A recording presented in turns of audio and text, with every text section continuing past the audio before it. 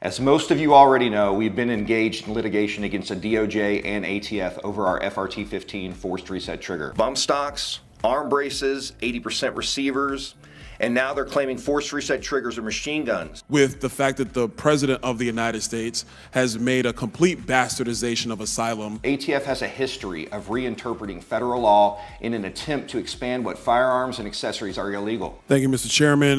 Real quick, I find it interesting that my colleagues have no problem with the ATF going outside its boundaries. Tried to justify this by saying multiple concerned citizens had reached out to them regarding my product. Legal battle over forced reset triggers raises questions on ATF's authority. Federal prosecutors in Brooklyn argued in court that a device that makes it easier to fire a barrage of bullets violates a federal mash gun ban and should not be sold. But executives of Rare Breed Triggers, a company that sells a special kind of trigger that can be inserted into a rifle to make the gun shoot a series of bullets quickly, vehemently disagreed. "If you really thought they were mash guns, arrest me," said Lawrence DeMonico, the company's president. "Let's do it." My name is Lawrence DeMonico and I'm the president of Rare Breed Triggers. We're known for selling the FRT-15 forced reset trigger. As most of you already know, we've been engaged in litigation against the DOJ and ATF over our FRT-15 forced reset trigger. The ATF is trying to set the groundwork to ban all semi-automatic firearms by redefining what a semi-automatic trigger actually is. The company sold more than 80,000 forced reset triggers, also known as FRT-15s, nationwide, including to residents of New York City and Long Island, according to court documents. The dispute over whether the devices turn firearms into mash guns is similar to an ongoing debate over bump stocks, another device that makes it easier to quickly fire many rounds of ammunition. Bump stocks gained notoriety when a man used them to fire more than 1,000 rounds into a crowd at a Las Vegas music festival in 2017, slaying 58 people and injuring more than 800.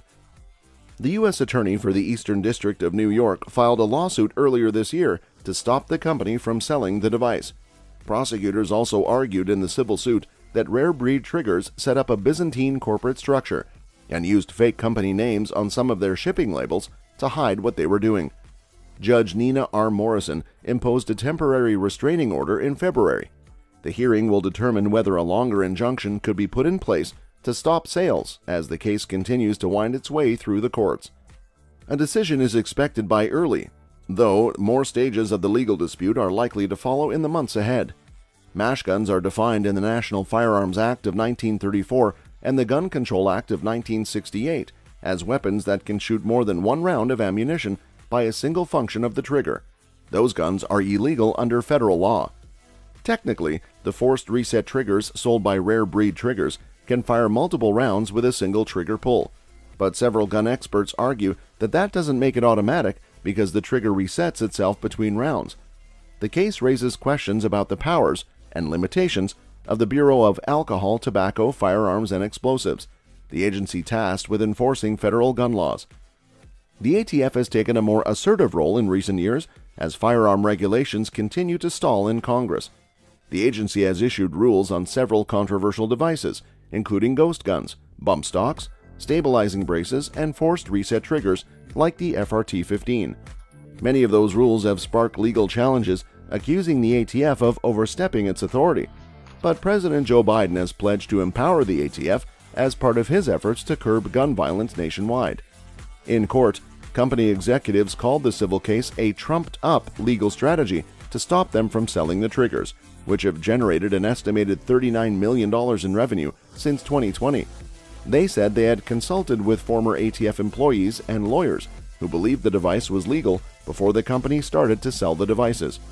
The executives also defended their decision to keep selling the triggers even after the ATF classified them as illegal mash guns because they thought the agency's assessment was incorrect.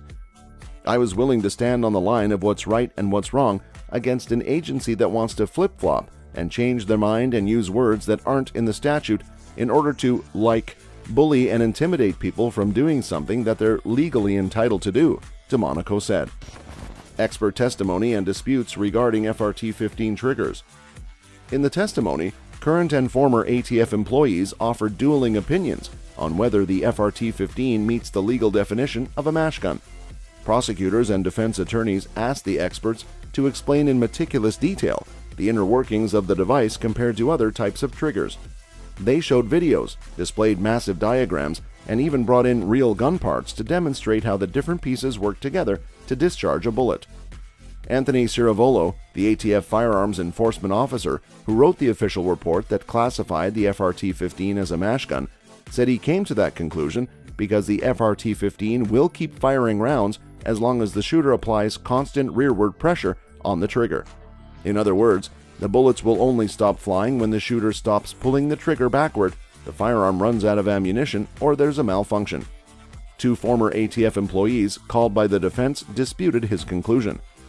And NAGR is filing a suit in the Northern District of Texas to put a stop to their overreach. Are supportive of me exercising my First Amendment right to share my experience with the public and our supporters. Bump stocks, arm braces, 80% receivers, and now they're claiming force reset triggers or machine guns. Daniel O'Kelly, a former ATF special agent and self-professed lifelong learner of firearm technology, said he didn't consider the FRT-15 to be a mash gun because the trigger can't fire more than one round without resetting.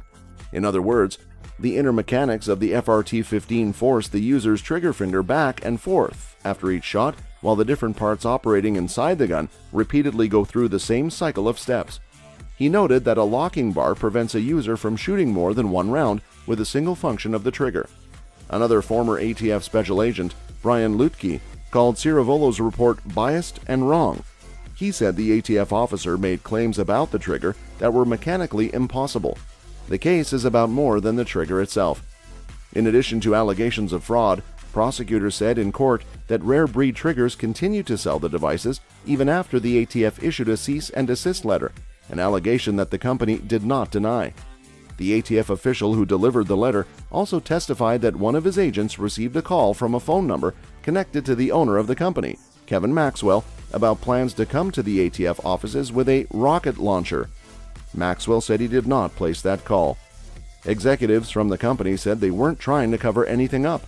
They said their complex corporate structure was designed to limit their liability in case a device malfunctioned and harmed someone, and to make it easier to sell part of the business in the future if they wanted to. DeMonico said he had posted videos online and given interviews to the press and social media personalities about the legal challenges facing the device.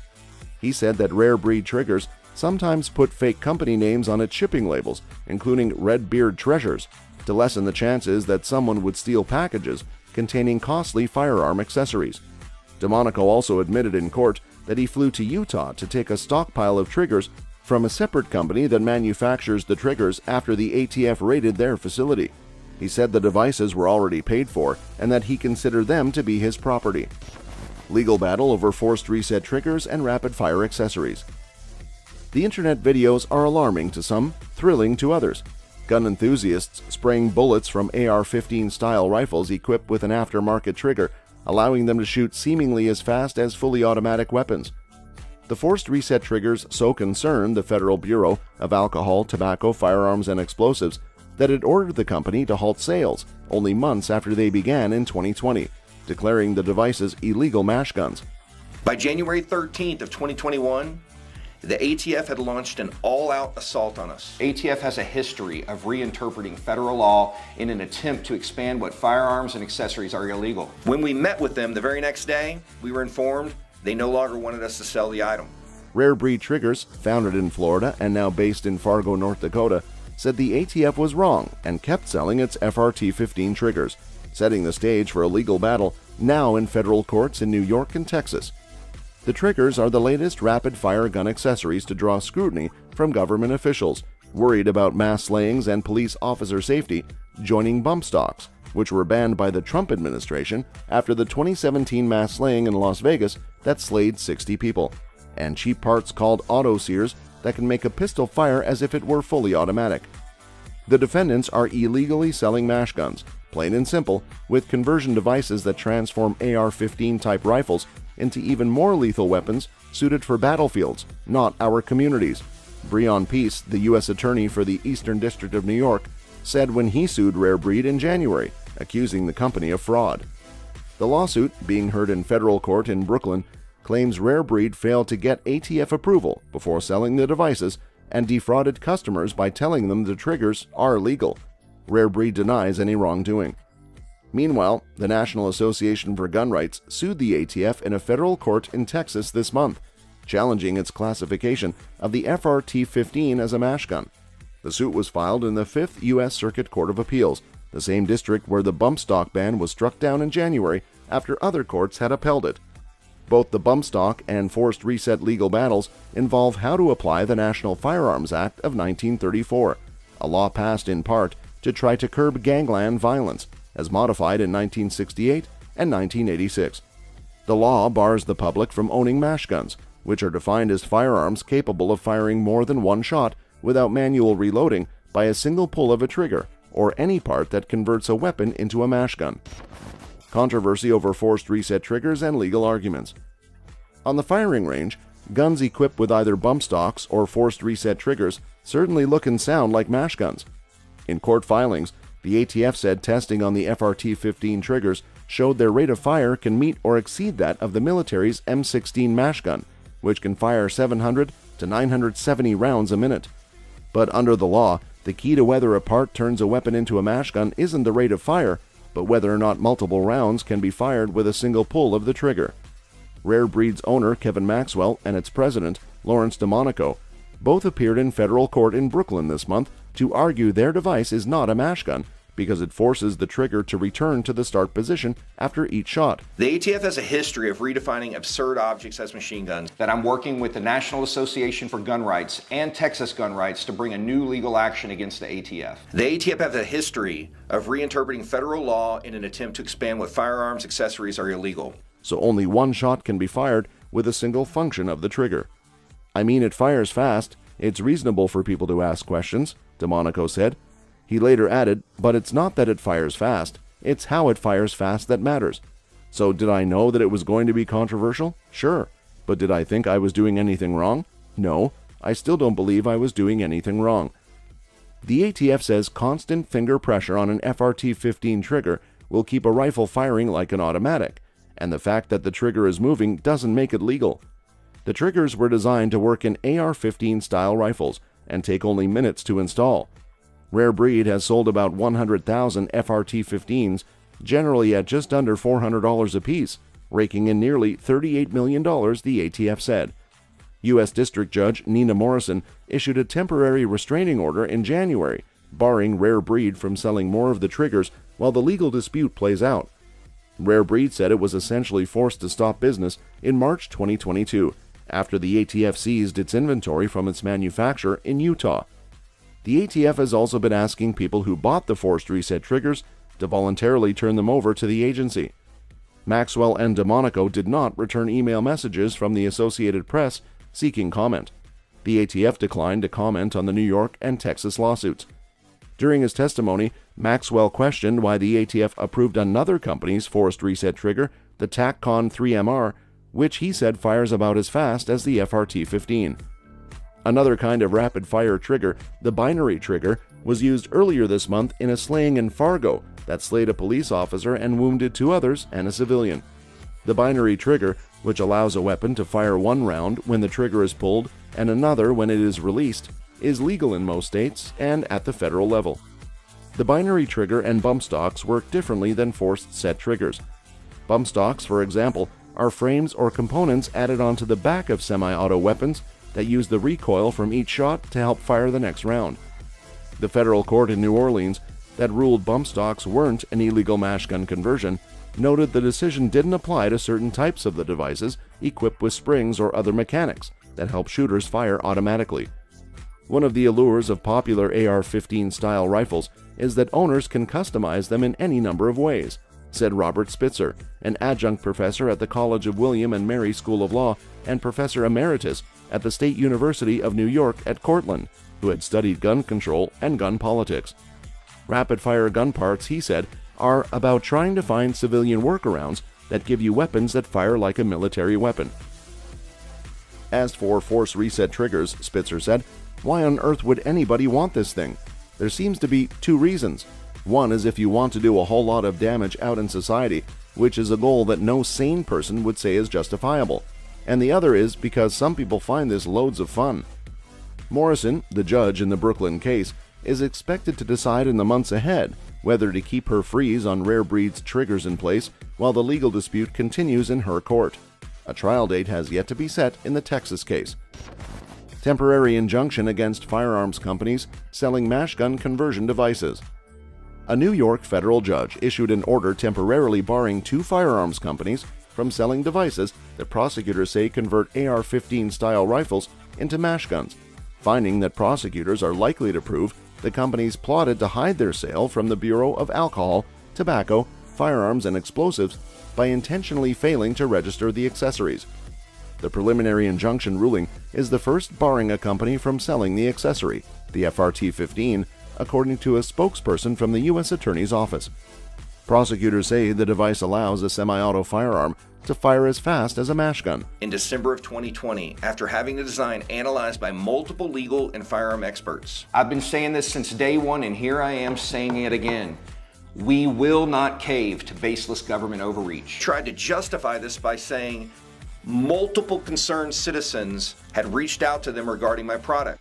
According to prosecutors, Rare Breed Triggers, LLC, and Rare Breed Firearms, LLC, and their owners, Lawrence DeMonico and Kevin Maxwell, knew that FRT-15s made a weapon qualify as mash guns under federal law. Rare Breed sold approximately 100,000 FRT-15s anyway, prosecutors allege, ignoring demands from the ATF to stop selling the accessories and falsely representing that the FRT-15s was absolutely legal. District Judge Nina Morrison wrote in an opinion. The parties agree that the ATF's classification process is voluntary. A manufacturer can choose to forego the process and risk facing prosecution or civil liability if the device is later declared to be illegal, according to the opinion. Yet defendants' deliberate decision to bypass that process with the FRT-15, Morrison wrote, indicates that defendants declined to seek ATF classification on the FRT-15 and instead simply assure RBT's customers that the device was legal, precisely because they knew that allowing ATF to examine their device before bringing it to market might end their proverbial golden goose. CNN has reached out to attorneys for the defendants.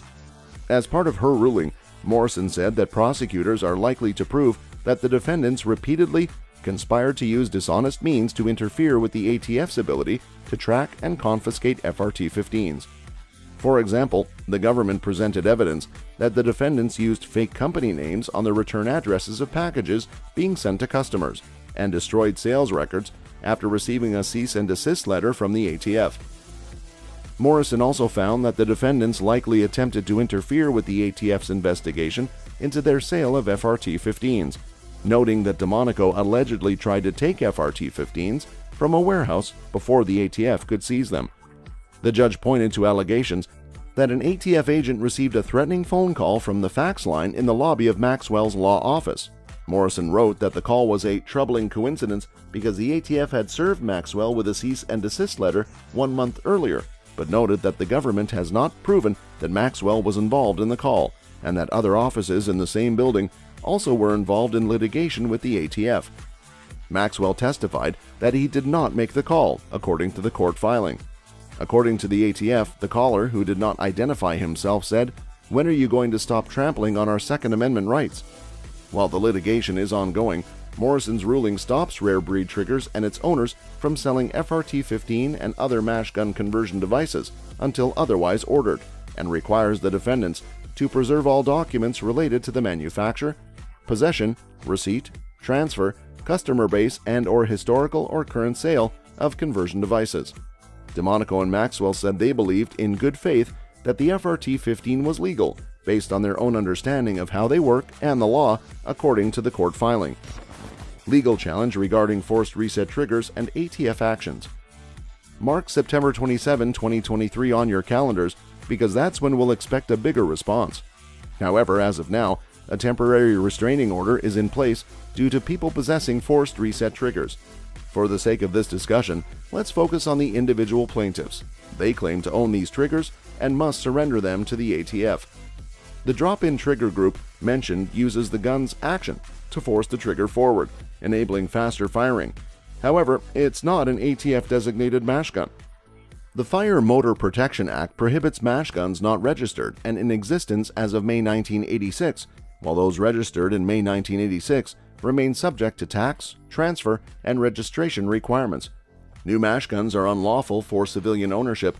The ATF attempted to change the definition of a mash gun, which Congress enacted. Agencies can't change legislation this way. This began with a technical examination on July 15, 2021, followed by a letter to ATFs saying these things are mash guns on March 22, 2022. Over the past year and a half, people scrambled to get rid of these triggers, surrendering them to the ATF. Enter the National Association of Gun Rights and these plaintiffs suing the ATF to pause these actions. You can find the case in the Northern District of Texas, case number 423CB00830-0. The violation of the Administrative Procedures Act is the core issue. Often, lawsuits result from actions already taken, but here, plaintiffs argue against potential harm due to unlawful actions by an administrative agency. The standing is clear, and these plaintiffs have clean hands in the eyes of many. This is an early challenge during the temporary restraining order phase. In summary, the situation involves potential violations of the Administrative Procedures Act, with plaintiffs seeking to prevent harm caused by the ATF's actions. The case is still in the early stages, but it's significant in the context of firearm regulations. Limited injunction versus permanent injunction. Judgment at the trial court level. Limited injunction, right? Permanent injunction judgment by the trial court. Judgment at the trial court level. An intermediate appellate court. Supreme Court, right? So we're talking about the first bit of good news in like a 6-year process, 7-year process, right? And are we undervaluing that? No, okay, but still, why does it matter that we got this good news if we're telling you so early? It's because when you're issuing restraining orders, when you're issuing injunctions, you have to do that with an eye towards who's going to win at the end of the day. So we have this judge who shockingly is not Judge Pittman for once, yeah, but Reed O'Connor appointed by Bush, exactly. So we have Judge O'Connor saying, hey guys, I know this is a very early decision, but I'm making this decision because I've looked at the law, and I'm telling you who's got the law on their side, and it's the guys who are the individual plaintiffs who want their FRTs. ATF, the law, all I mean well, federal government, the law is not on your side here. You have overstepped, and we'll tell you exactly what he says there. The Bureau of Alcohol, Tobacco, and Firearms issued a cease and desist letter to stop selling forced reset triggers. So we teamed up with a gun rights group that refuses to compromise on the Second Amendment to fight alongside us. Thank you, Mr. Chairman. Real quick, I find it interesting that my colleagues have no problem with the ATF going outside its boundaries. The Administrative Procedures Act's role. This is a beautiful little encapsulation of what's going on. The Administrative Procedures Act instructs courts to declare agency activity illegal and toss it out if it exceeds statutory authority. The ATF messed up. They weren't allowed to follow the rule they made, and now they're having an impact on people's lives with something they weren't allowed to do. Plaintiffs claim the ATF's regulation expanding the definition of a mash gun is an arbitrary and capricious expansion of the agency's authority. That's why this is so exciting. Also, when we talk about the FRT litigation, what makes this a little bit complicated is we think, and we don't. You know, this is why you get 2 lawyers in a room and get multiple opinions if the ATF was right. The important part is that to get this ball ruling, the judge has to think that we are the people are going to win this at the end of the day and not let the ATF railroad us. And other similar forced reset triggers are not machine guns as defined by federal law. With the fact that the President of the United States has made a complete bastardization of asylum. It really doesn't get any more simple than that. There are arguments that say we don't need to examine the new bump stock regulation or the wording for bump stocks. But we see that they changed the definition to try to include bump stocks, and then we see the ATF change how they treat FRTs. So whether they believe that's covered by the definition or not, or if they're trying to avoid passing any kind of rule and then claim these things are mash guns, we believe there are some compelling arguments there, yes. Mike Cargill in the Cargill versus Garland case. Let's talk about Mike Cargill because we adore him and urge you to purchase a firearm. If you haven't seen the oral arguments in the Cargill versus Garland case regarding bump stocks, you should. You can tell that this court heavily relied on the Cargill decision, which was binding and is currently on its way to the Supreme Court because some other circuit courts of appeal disagree with the Fifth Circuit. By listening to the oral arguments in that case, you can see how the judges' wheels were turning as they realized that the slaying wasn't automatic and that the slayer had to exert some force in order for the victim to be hit. sear and the way we typically understand mash guns. So had Congress chosen to pass a law criminalizing bump stocks or the like, or something that would include FRTs, Congress very well could have done that, and bump stocks and FRTs would be illegal per statute. But that was not the will of Congress. We suppose, if you get there, if you assume that our Congress people are doing our will, then the ATF stepped in and intervened. That's all for this video, folks. See you next time.